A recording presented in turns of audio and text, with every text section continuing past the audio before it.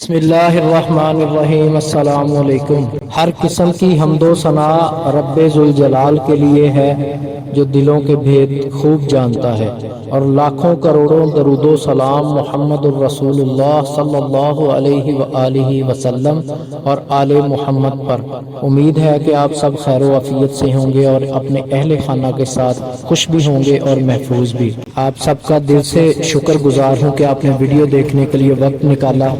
میری ہمیشہ یہی کوشش ہوتی ہے کہ آپ کے لیے کوئی ایسا ٹاپک لاؤں جس سے آپ مستفید ہو سکیں، اور یا تو وہی اسپیسیفک وظیفہ ہوتا ہے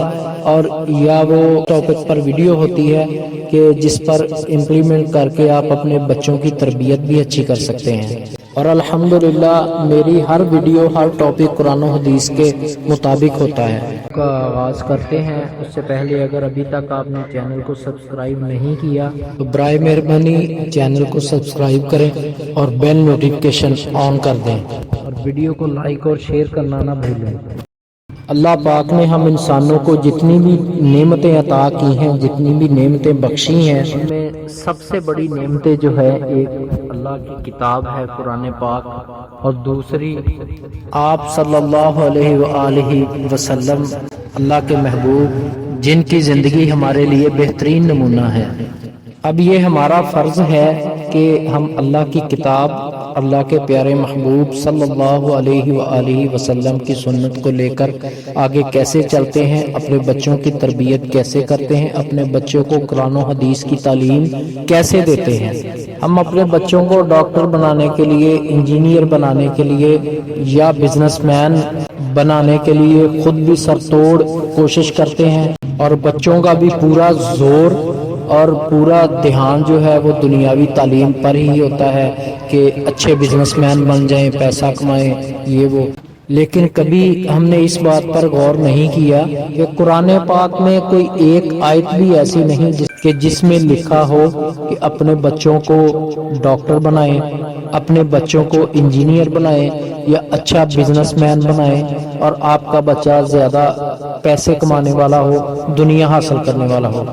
لیکن قرآن پاک کو سمجھنے اور اس پر عمل کرنے کی تاکید بار بار کی گئی ہے۔ بڑے بڑے ڈاکٹر ایسے دیکھے ہیں، بڑے بڑے پولیٹیشین ایسے دیکھے ہیں، اتنے پڑھے لکھے لوگ ایسے دیکھے ہیں جن کو سورۃ فاتحہ بھی نہیں آتی، اور ایسے اسٹوڈنٹ بھی دیکھے ہیں جو 5 وقت کے نمازی بھی ہیں، نماز تو پڑھتے ہیں لیکن ان کو نماز کا ترجمہ بھی نہیں آتا کہ قرآن پاک تو عربی میں ہے، نماز عربی میں ہے، لیکن اس کے مطلب کا تو پتہ ہونا چاہیے ہم نماز میں پڑھ کیا رہے ہیں، اللہ سے کیا مانگ رہے ہیں۔ اور یہی وہ علم ہے جو ہر مسلمان مرد اور عورت پر فرض کیا گیا ہے، اور ہم مسلمانوں نے یہ والا علم جو ہے، جو اللہ پاک کا نازل کیا ہوا علم ہے، آپ صلی اللہ علیہ وآلہ وسلم کی جو تعلیمات ہیں، ان کو ایکسٹرا ٹائم کے لیے رکھا ہوا ہے۔ ان باتوں پر غور کیا کریں،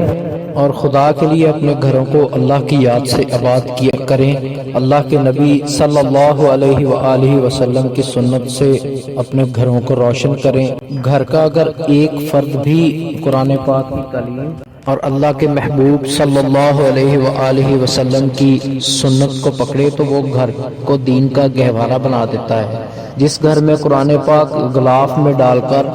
گھر کی سب سے اونچی جگہ پر کئی سالوں سے پڑا رہتا ہے کہ جس پر کسی کی نظر بھی نہ پڑے، اور جب وہ کھلنا ہے یا تو قسم اٹھانے کے لیے اور یا رمضان کی 27ویں رات کو، تو کہاں سے اللہ پاک کی رحمتیں، اللہ پاک کی برکتیں، اللہ پاک کا فضل آئے۔ اللہ پاک کا ارشاد ہے کہ جو شخص میرے کسی دوست سے دشمنی رکھے میں اس سے اعلان جنگ کرتا ہوں، اور میری پسندیدہ چیزوں میں سے کسی بھی چیز سے میرا بندہ مجھ سے اس قدر قریب نہیں ہوتا جتنا ان چیزوں سے ہوتا ہے جو میں نے اس پر فرض کی ہیں، اور میرا بندہ نوافل کے ذریعے میرا قرب حاصل کرتا رہتا ہے یہاں تک کہ وہ مجھے محبوب ہو جاتا ہے، اور جب وہ مجھے محبوب ہو جاتا ہے تو میں اس کا کان بن جاتا ہوں جس سے وہ سنتا ہے، اس کی آنکھ بن جاتا ہوں جس سے وہ دیکھتا ہے، اس کا ہاتھ بن جاتا ہوں جس سے وہ پکڑتا ہے، اس کا پاؤں بن جاتا ہوں جس سے وہ چلتا ہے، پھر جب وہ مجھ سے مانگتا ہے تو میں اسے عطا کر دیتا ہوں۔ وہ مجھ سے پناہ مانگتا ہے تو میں اسے پناہ دے دیتا ہوں۔ فرائض اللہ پاک کو بہت پسند ہیں۔ اللہ پاک کے دوست وہی لوگ ہیں جو فرائض کی پاسداری کرتے ہیں، اور اللہ پاک کے قرب اور دوستی کا دوسرا ذریعہ نوافل اور سنت ہیں۔ اللہ تبارک و تعالیٰ کا ارشاد ہے کہ میری محبت کا ذریعہ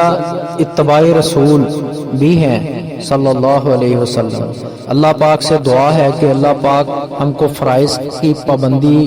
کرنے والا اور نوافل اور سنت کے مطابق زندگی گزارنے والا بنا دے، آمین۔ قرآن پاک کو سمجھنے اور اس پر عمل کرنے کی توفیق عطا فرمائے، آمین۔